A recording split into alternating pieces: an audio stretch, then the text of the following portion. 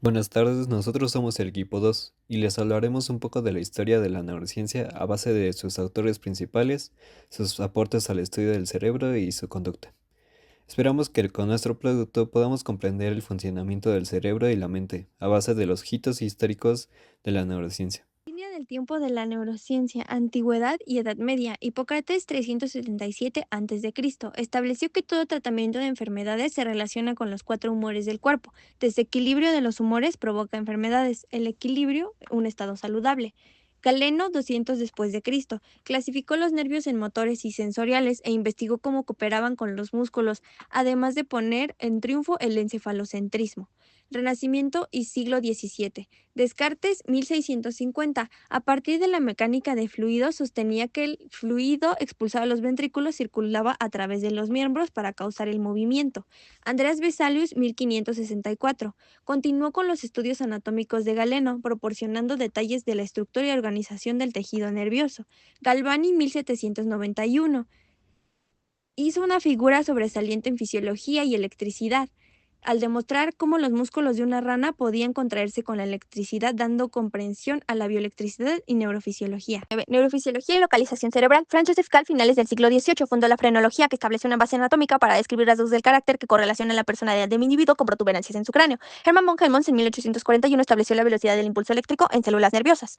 Pierre Barbroca en 1861 describió una lesión del cerebro en el lóbulo frontal izquierdo que impedía el habla pero sí el entendimiento de esta. Edward Hitching en 1870 mostró que se podían producir movimientos característicos en perros estimulando eléctricamente una región situada en el cerebro. Rudolf Fritsch en 1870 estudió la localización de diferentes funciones en partes anatómicamente diferenciadas del cerebro. Emil Dubois-Reymond describió la naturaleza electroquímica del impulso nervioso. Carl Wignick describió la afasia de Wernicke y la zona caracterizada por esta. Finales del siglo XIX e inicios del XX. Santiago Ramón y Cajal, a finales del siglo XIX, pudo demostrar que el cerebro se componía de células discretas llamadas neuronas, y Camilo Golgi, a finales del siglo XIX, desarrolló un método para teñir las neuronas con sales de plata. Charles Sherrington en 1981 comenzó sus trabajos sobre la médula espinal relacionados con los reflejos. Otto Lowy y Henry Dale estudiaron la sinapsis neuromuscular y autonómica, poniendo de manifiesto la existencia de una señal que se permitía la comunicación del sistema nervioso.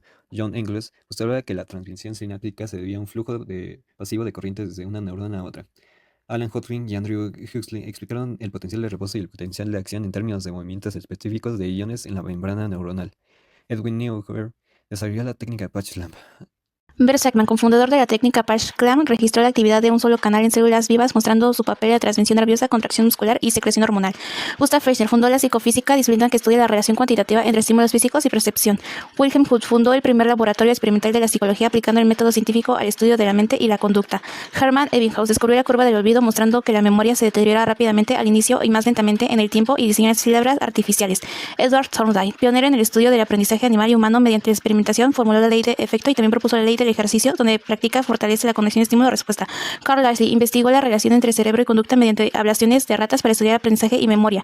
Donald Hebb, considerado el padre de la neuropsicología moderna, en 1949 propuso la teoría de la plasticidad sináptica. Regla de Hebb. Bueno, continuamos con Brenda Miller en 1968, que ella tenía un interés en estudiar los cambios que se producen en una persona tras sufrir lesiones cerebrales. Seguimos con Bernard Mountcastle en 1957, que descubrió que la corteza cerebral se estructura en columnas de neuronas y pues cuyas conexiones forman un circuito.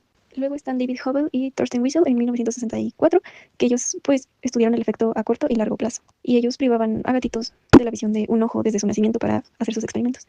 Luego tenemos a Eric Kandel en 1970, que descubrió que las señales químicas modificaban la estructura de las conexiones entre las células, conocidas como sinapsis. Luego están Carl y Edward en 2005, que ellos usaban la luz para distinguir las proteínas sensoriales. Y al último tenemos a Charles Darwin en 1859, que comparaba los comportamientos de las diversas especies no humanas entre sí.